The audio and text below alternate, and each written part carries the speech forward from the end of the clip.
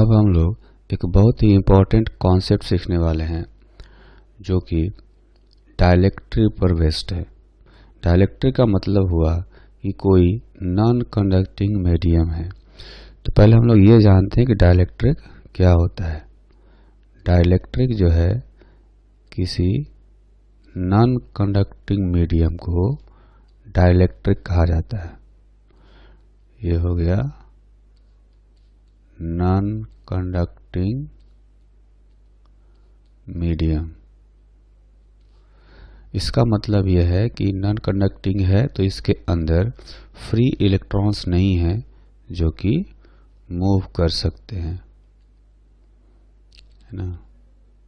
Non conducting medium है, so it does not have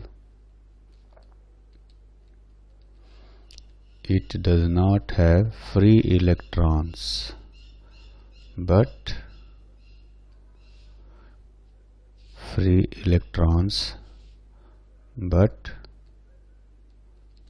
it does have dipoles।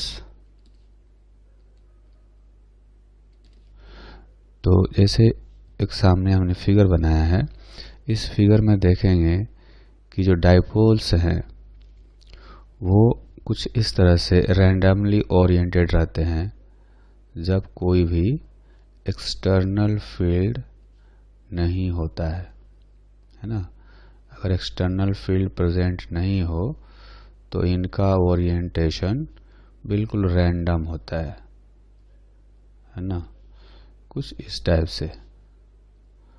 और उस तरह से नेट डाइपोल मोमेंट इनका कैंसिल हो जाता है ना। ये डाइपोल्स हमने दिखाया है, तो डाइपोल में प्लस और माइनस चार्जेज होते हैं, ठीक। तो ये हम लोग दिखा देते हैं, प्लस माइनस चार्जेज कुछ इस तरह से होंगे। और जब तक कोई एक्सटर्नल फील्ड नहीं हो इनका ओरिएंटेशन ऐसे ही बना रहता है, लेकिन जब इलेक्ट्रिक फील्ड अप्लाई किया जाता है तब इन पर टॉर्क लगता है ना। ये जो हमने फिगर में दिखाया, ये कह सकते हैं तब है इन द ऑब्सेंस ऑफ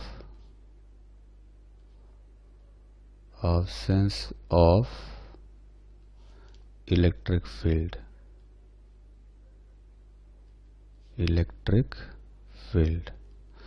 तो ऐसा होता है कि कह सकते हैं in the absence of external electric field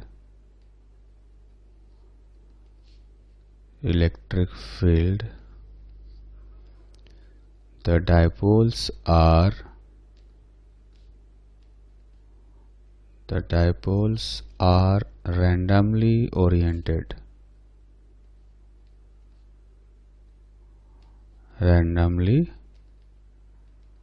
oriented, so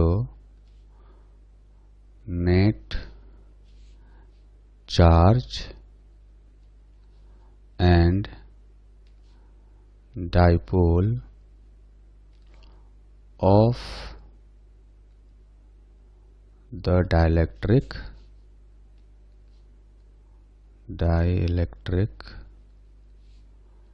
is 0, ठीक। अब ऐसा करते हैं, जैसे हमने एक नीचे फिगर बनाया, इस फिगर में ऐसा करेंगे कि एक एक्सटर्नल फील्ड अप्लाई कर देते हैं। तो जैसे एक्सटर्नल फील्ड अप्लाई किया जाता है तो क्या होता है कि इन डाइपोल्स पर एक टॉर्क लगता है, और टॉर्क लगने से ये डाइपोल्स इलेक्ट्रिक फील्ड के पैरेलल अपने आप को ओरिएंट कर लेते हैं। इनका ओरिएंटेशन इलेक्ट्रिक फील्ड के पैरेलल हो जाता है। ये जो हमने इलेक्ट्रिक फील्ड बाहर से लगाया, मान लेते हैं कि ई नॉट इलेक्ट्रिक फील्ड हमने अप्लाई किया, ठीक है। तो जिससे ये जो डाइपोल्स थे इनका ओरिएंटेशन रैंडम था, अब ये भले एग्जैक्टली पैरेलल नहीं हो फिर भी काफ़ी जो है इनका ओरिएंटेशन इलेक्ट्रिक फील्ड के अलॉन्ग हो जाता है। तो उस केस में इनका ओरिएंटेशन कुछ ऐसा दिखेगा, ऐसे। तो उस केस में जो चार्जेज इनके दिखेंगे, आप देखेंगे इलेक्ट्रिक फील्ड जो है फोर्स लगाएगा तो पॉजिटिव चार्ज उधर चले जाएगा इलेक्ट्रिक फील्ड की तरफ, और नेगेटिव चार्ज उल्टा डायरेक्शन में प्लस माइनस इस तरह से। तो प्लस माइनस, तो चूंकि ओरिएंटेशन इनका खिसक जाता है इस तरह से, इलेक्ट्रिक फील्ड के पैरेलल होता है, इसलिए जो चार्ज है चार्ज की थोड़ी सी शिफ्टिंग हो जाती है ना। देखेंगे थोड़ा सा पॉजिटिव चार्ज राइटवर्ड डायरेक्शन में शिफ्ट हो गया और थोड़ा सा नेगेटिव चार्ज लेफ्टवर्ड डायरेक्शन में शिफ्ट हो गया, इसलिए चार्ज जो है वो इंड्यूस हो जाते हैं, है ना। तो ऐसा कह सकते हैं कि in the presence of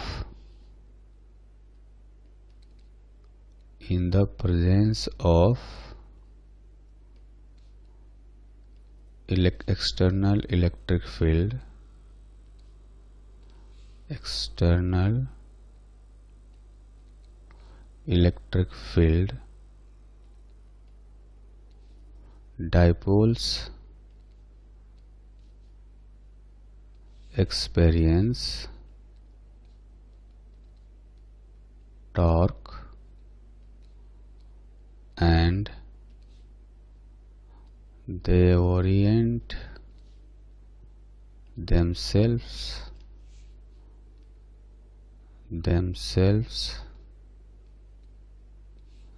parallel to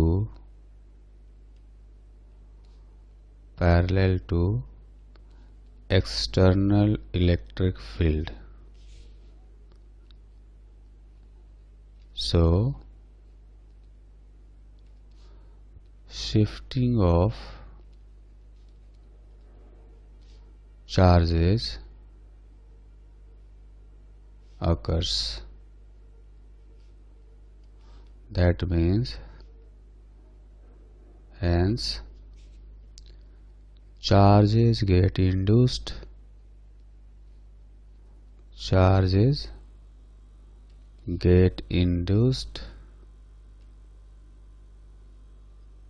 on the dielectric, है ना। तो किस तरह से इंड्यूस होते हैं उसको हम लोग यहाँ पर समझते हैं कि जैसे यहाँ पर आप देखेंगे फिगर इधर बनाया है हमने, ठीक है। तो किस तरह से इंड्यूस होते हैं उसको समझने के लिए हमने बिल्कुल यही वाला केस यहाँ दिखाया है ना। तो यहाँ पर ये कह सकते हैं कि if dielectrics are placed between the plates of a capacitor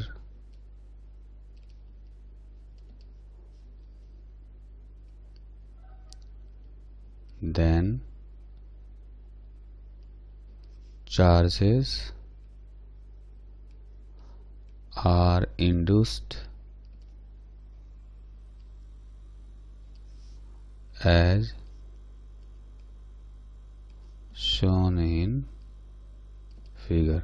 तो ये जो फिगर बनाया हमने इसमें समझेंगे, सपोज ये दो प्लेट साइड में दिखाए गए हैं, एक प्लेट ये है, ठीक, और दूसरा प्लेट ये है ना। तो इस प्लेट पर प्लस क्यू चार्ज है और इस प्लेट पर माइनस क्यू चार्ज है। तो ये जो डाइलेक्ट्रिक है ना, इसके बाहर एक्सटर्नल फील्ड क्रिएट हो गया प्लेट्स पर जो चार्जेज हैं इनके कारण से। तो ये जो प्लेट्स हैं ये इलेक्ट्रिक फील्ड क्रिएट करेंगे राइटवर्ड डायरेक्शन में, कुछ इस तरह से। ये मान लेते हैं कि E0 है इलेक्ट्रिक फील्ड, है ना, इस डायरेक्शन में। तो इस डाइलेक्ट्रिक के अंदर जो डायपोल्स हैं वो इसी तरह से जैसे यहाँ दिखाया है कि पॉजिटिव चार्ज इलेक्ट्रिक फील्ड के डायरेक्शन में थोड़ा शिफ्ट हो जाएगा और नेगेटिव चार्ज इलेक्ट्रिक फील्ड के ऑपोजिट डायरेक्शन में थोड़ा शिफ्ट हो जाएगा।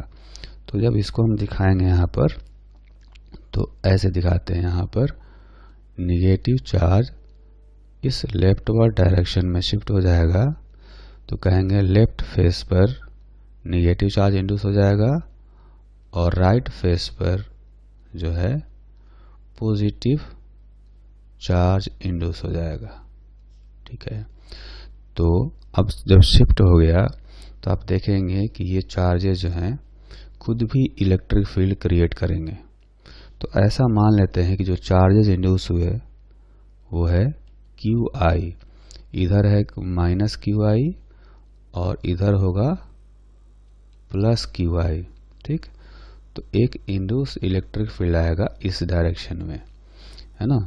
जैसे चार्जेज का लेयर इस प्लेट पर होता है वैसा ही लेयर इस डाइलेक्ट्रिक के अंदर भी बन गए, 2 लेयर, है ना। तो ये इलेक्ट्रिक फील्ड क्रिएट करेंगे लेफ्टवर्ड डायरेक्शन में, जिसको हम लोग कहेंगे E इंड्यूस्ड। और एक एक्सटर्नल फील्ड भी है, वो है राइटवर्ड डायरेक्शन में, है ना। ये राइटवर्ड डायरेक्शन में है E0। ये जो E0 फील्ड है वो प्लेट्स पर जो चार्जेज हैं, प्लेट्स पर जो चार्जेज का लेयर है उसके कारण से होता है ना। तो अब ये कहा जा सकता है कि नेट इलेक्ट्रिक फील्ड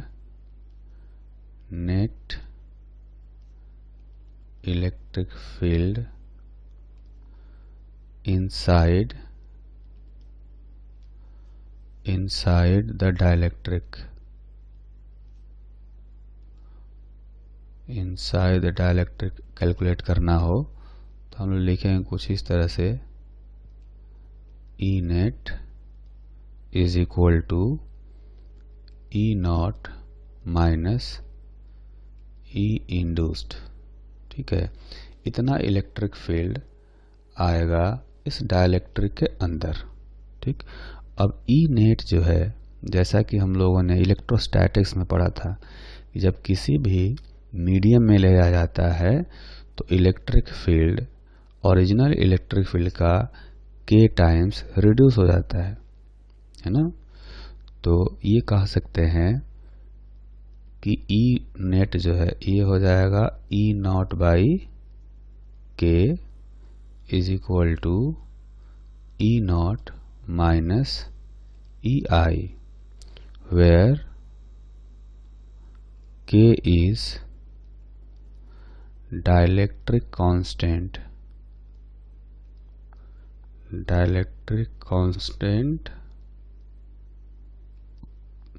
और परमिटिविटी, इसको कहा जाता है रिलेटिव परमिटिविटी, है ना। इसको कहते हैं रिलेटिव परमिटिविटी ऑफ डाइलेक्ट्रिक। ठीक है, तो ये डाइलेक्ट्रिक और रिलेटिव परमिटिविटी हम लोग इलेक्ट्रोस्टैटिक्स में पढ़ते हैं, है ना। इसको हम लोग फिर से एक बार समझते हैं। ये जो इक्वेशन अभी हमने डिराइव किया यहाँ पर, इस इक्वेशन को एक बार हम लोग फिर से समझेंगे नेक्स्ट पेज में। तो उस इक्वेशन को मैं लिख रहा हूँ। तो ये जो इक्वेशन है वो ये है E0 बाई K, जो कि अपना नेट इलेक्ट्रिक फील्ड है ना। ये अपना नेट इलेक्ट्रिक फील्ड हो गया। इसको हमने बताया कि ये होता है E0 माइनस E इंड्यूस्ड। ठीक है, को समझने के लिए हम लोग फिर से एक फिगर बना रहे हैं। ये फिगर बन गया यहाँ पर, और आप देखेंगे इस पर चार्ज अगर मान लिया जाए कि प्लस Q है, इस पर माइनस Q है, तो प्लस Q चार्ज का एक लेयर आता है इस प्लेट पर, यहाँ पर, है ना।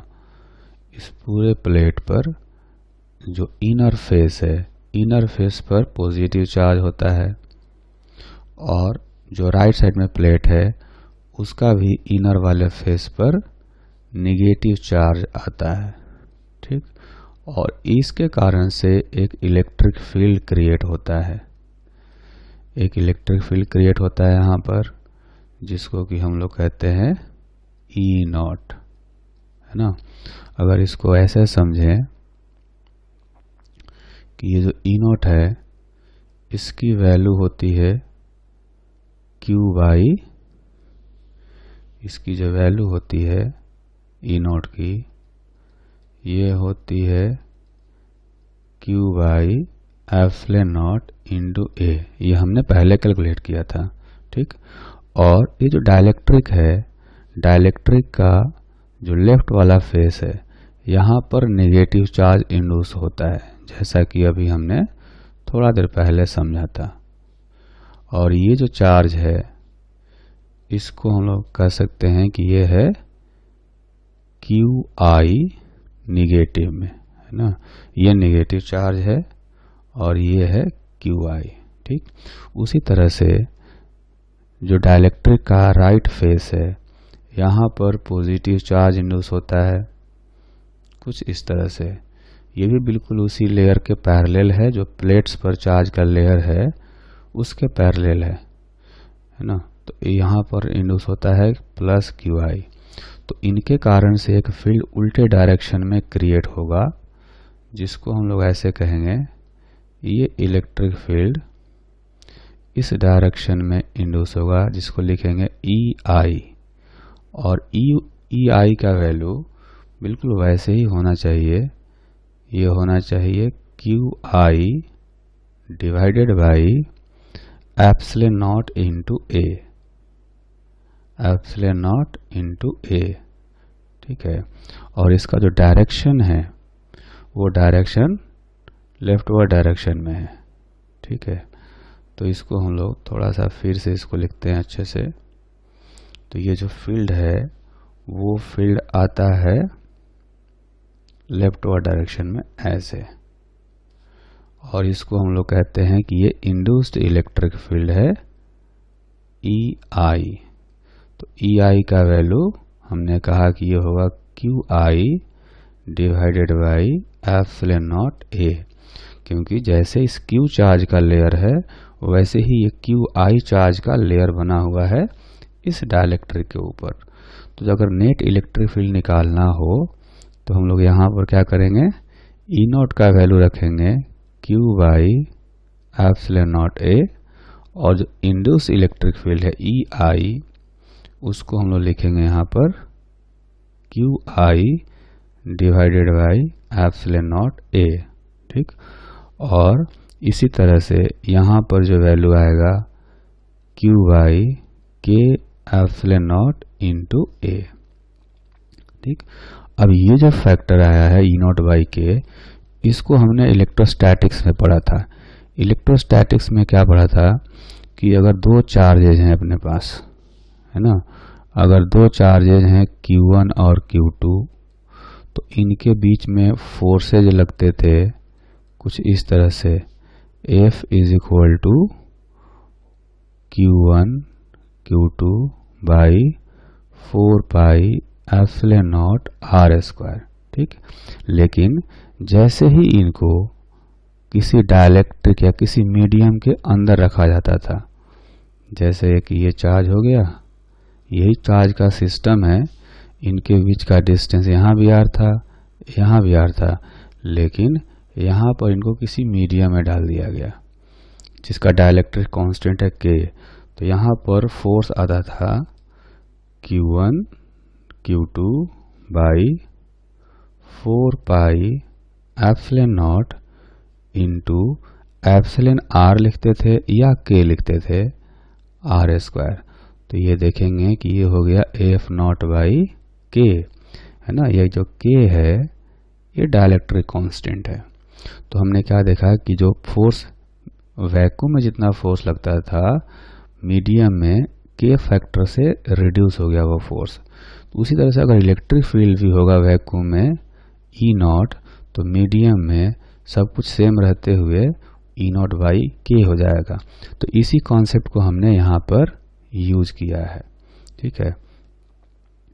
तो अब हम लोग यहाँ पर कह सकते हैं कि नीचे वाला टर्म है एप्सिलॉन नॉट ए कैंसिल हो जाएगा, तो ये आ जाएगा यहाँ से Q I by Q I is equal to, ऐसे लिख सकते हैं क्यू माइनस क्यू बाई के, है ना। तो Q I is equal to हो गया क्यू 1 माइनस 1 बाई के। तो यहाँ से हमने वैल्यू कैलकुलेट किया किसका, इंड्यूस चार्ज का वैल्यू आया ये। तो ये कर सकते हैं चार्ज इंड्यूस्ड ऑन डाइलेक्ट्रिक, ठीक। और लेकिन अब ये भी कहेंगे हम लोग कि electric field induced is equal to EI, induced electric field is equal to QI by epsilon naught A। QI का वैल्यू अगर हम लोग यहाँ से रख देंगे तो होगा Q by epsilon naught A into 1 minus 1 by K, ठीक। तो इंड्यूस्ड इलेक्ट्रिक फील्ड का जो वैल्यू आया वो हो गया Q by epsilon naught A 1 minus 1 by K, ठीक। ये हो गया induced electric field inside dielectric, ठीक। अब अगर पता करना हो कि net electric field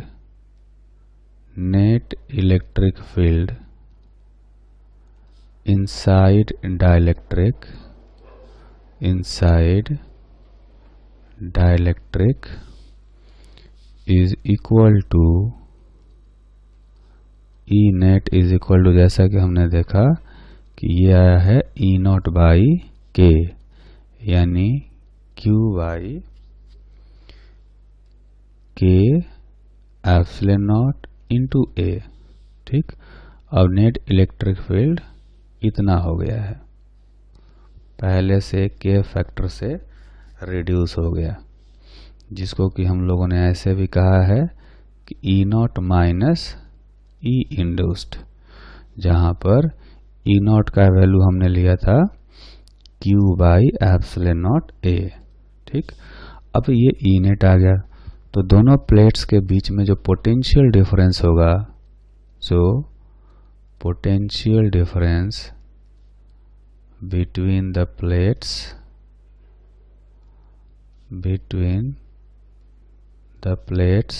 is equal to E net into separation between the plates। ये जो दो प्लेट्स हैं इनके बीच का सेपरेशन हम लोग मान लेते हैं D है, और इनका प्लेट का एरिया है A, है ना। तो हम लोग लिखेंगे पोटेंशियल डिफरेंस को V is equal to net electric field आया Q by K epsilon naught A into D। तो इनको रीअरेंज करेंगे तो Q का वैल्यू आएगा के epsilon naught A by D into V, ठीक। और जैसा कि हम लोग जानते हैं, इसको हम लोग लिख सकते हैं कुछ इस तरह से C into V, where C is equal to K epsilon naught A by D is the capacitance of the capacitor,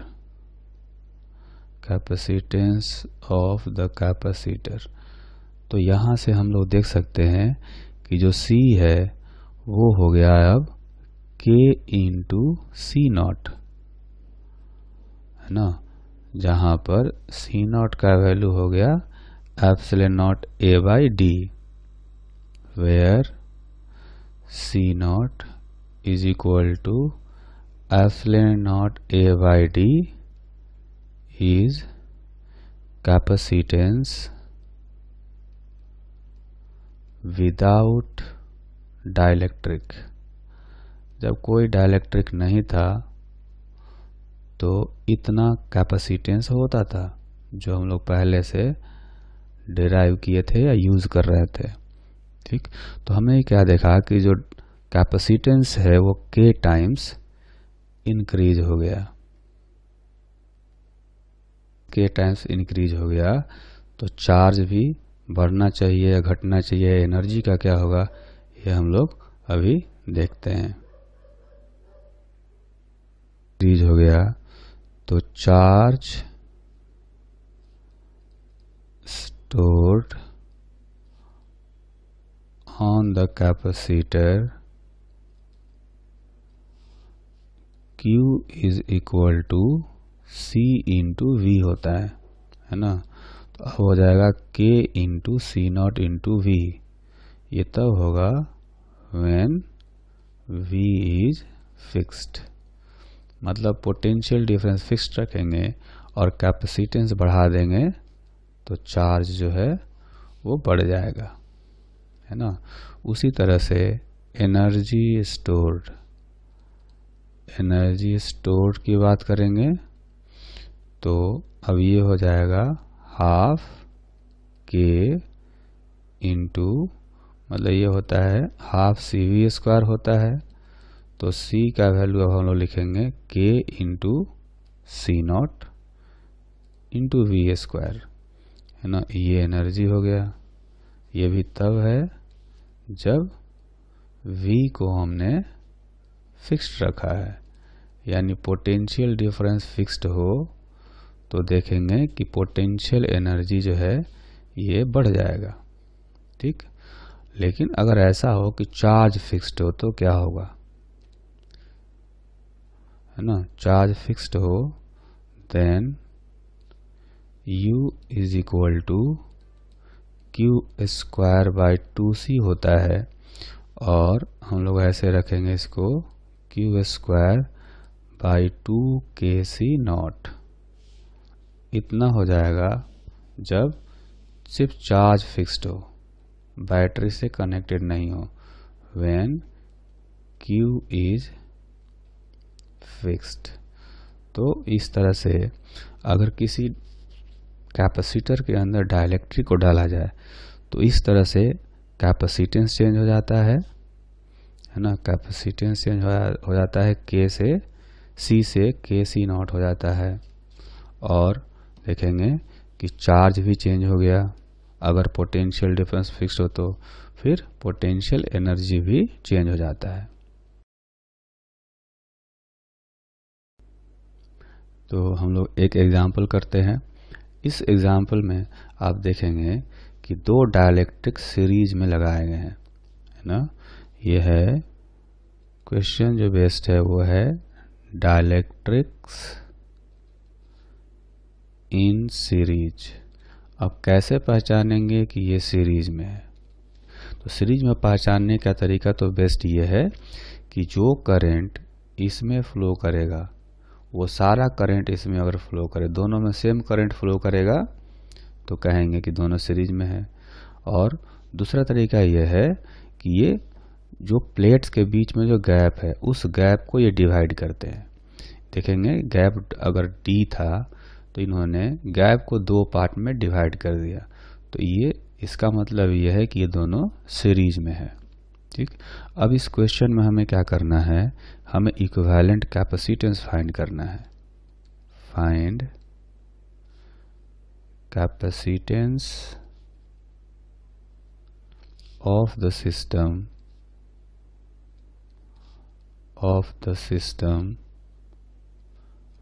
and also find equivalent dielectric constant। Dielectric constant मतलब ये जो दो डाइलेक्ट्रिक हैं यहाँ पर, इन दोनों के बदले में अगर हमें कोई एक डाइलेक्ट्रिक लगाना हो तो उसका डाइलेक्ट्रिक कांस्टेंट क्या होना चाहिए। तो इसके लिए हम देखेंगे कि यहाँ पर दो जैसे सीरीज में है ना, दो कैपेसिटर सीरीज में दिख रहे हैं हमें, एक ये है और दूसरा ये है। तो दोनों का कैपेसिटेंस पहले लिखेंगे। जो पहला वाला कैपेसिटर है इसको लिखेंगे K1 into epsilon not into area divided by separation between the plates d/2। तो ये हो गया 2K1 एप्सिलॉन नॉट A/d। उसी तरह से जो दूसरा प्लेट है, जो दूसरा डाइलेक्ट्रिक है, उसका कैपेसिटेंस आएगा, लिखेंगे K2 epsilon naught A divided by d/2, मतलब 2K2 epsilon not into A/d। अब चूंकि दोनों सीरीज में है तो इक्विवेलेंट कैपेसिटेंस में लिखेंगे C1 C2 divided by C1 plus C2, है ना, यानी 2K1 epsilon naught A by d into 2K2 epsilon naught A by d divided by 2K1 epsilon naught A by d plus 2K2 epsilon naught A by d। ठीक, तो इसमें से आप देखेंगे कि एप्सिलॉन नॉट A यहाँ से नीचे से कॉमन लेंगे ये, और एक ऊपर से ये कैंसिल हो जाएगा। ठीक, तो अब जो बचेगा ऊपर वो होगा, एक 2 भी कॉमन लेकर के कैंसिल कर सकते हैं, है ना। तो ऊपर जो बचेगा 2K1 K2 into epsilon naught A by K1 plus K2 into D, है ना, ये रह जाएगा। तो चूंकि C इक्विवेलेंट का वैल्यू इतना आ गया, है ना, तो अब हमारे पास अगर कोई डाइलेक्ट्रिक रखा हो, इन दोनों डाइलेक्ट्रिक के बदले में अगर कोई एक डाइलेक्ट्रिक रखा हो, तो इस कैपेसिटर का इक्विवेलेंट कैपेसिटेंस हम लिखेंगे K equivalent into epsilon naught A by d। ठीक है, ये K equivalent into epsilon naught A by d, उसको हम लोग इक्वेट करेंगे 2K1 K2 epsilon naught A by d divided by K1 plus K2। ठीक, तो इसमें देखेंगे कि एक फैक्टर जो है वो कैंसिल हो गया, epsilon naught A by d इस साइड से और epsilon naught A by d इस साइड से कैंसिल कर देंगे, है ना। तो बचेगा K equivalent is equal to 2K1 K2 divided by K1 plus K2, है ना। तो ये इक्विवेलेंट डाइलेक्ट्रिक कांस्टेंट आ गया। अब हम लोग एक और क्वेश्चन करेंगे। ये जो क्वेश्चन है ये पैरेलल डाइलेक्ट्रिक्स पर बेस्ड है ना। ये जो क्वेश्चन है कहेंगे based on dielectrics in parallel. तो कैसे पता चलेगा कि ये दोनों डाइलेक्ट्रिक्स जो हैं वो पैरेलल में हैं? तो इसके लिए ये होना चाहिए कि दोनों डाइलेक्ट्रिक के क्रॉस पोटेंशियल डिफरेंस इक्वल होना चाहिए।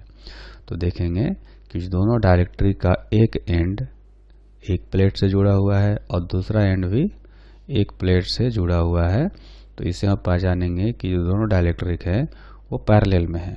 और दूसरा तरीका ये है कि अगर डाइलेक्ट्रिक एरिया को डिवाइड करते हैं, पिछला जो क्वेश्चन किया था उसमें डाइलेक्ट्रिक ने सेपरेशन D को डिवाइड किया था, इस बार इन्होंने एरिया को डिवाइड किया दो पार्ट में, A/2 और A/2। तो इसलिए ये पैरेलल में होंगे। अब इस क्वेश्चन में हमें क्या फाइंड करना है? We have to find the capacitance of the system, capacitance of the system and also find equivalent dielectric constant of the system। मतलब कि ये जो दो डाइलेक्ट्रिक हैं, दोनों डाइलेक्ट्रिक के बदले में हमें एक डाइलेक्ट्रिक लगाना हो तो उसका डाइलेक्ट्रिक कांस्टेंट क्या होना चाहिए। ठीक है, तो जैसा कि हमने कहा कि ये दोनों कैपेसिटर जो है वो पैरेलल में हैं, तो पैरेलल में होंगे तो इक्विवेलेंट होता है C1 प्लस C2। लेकिन पहले C1 कैलकुलेट करेंगे तो ये आएगा K1 into epsilon not area divided by separation. इसी तरह से जो दूसरा कैपेसिटर है नीचे, इस कैपेसिटर का ऊपर वाले का कैपेसिटेंस C1 और नीचे वाले का C2, तो नीचे वाले का कैपेसिटेंस आएगा K2 epsilon not A/2 divided by D। ठीक, तो इनका इक्विवेलेंट निकालना हो C इक्विवेलेंट तो C1 प्लस C2 होना चाहिए क्योंकि दोनों पैरेलल में है। अब C1 C2 का वैल्यू रखेंगे तो K1 epsilon naught A by 2D, फिर K2 epsilon naught A by 2D, यानी इसमें से K1 प्लस K2 बाई 2 अगर ये कॉमन ले लिया जाए तो बचेगा epsilon naught A by D। ठीक, तो ये हो गया इक्विवेलेंट कैपेसिटेंस। इक्विवेलेंट कैपेसिटेंस इतना हो गया और हमें अब पता करना है कि अगर इन दोनों डाइलेक्ट्रिक के बदले में एक डाइलेक्ट्रिक रखना हो तो उस डाइलेक्ट्रिक का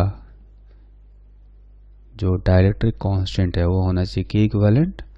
तो इसका कैपेसिटेंस लिखेंगे K equivalent into epsilon not total area by total separation, है ना। इसको ऐसे लिखेंगे तो ये होना चाहिए K1 plus K2 by 2 into epsilon naught A by D। तो देखेंगे इक्विवेलेंट डाइलेक्ट्रिक कांस्टेंट जो आया वो हो गया K1 प्लस K2 बाई 2।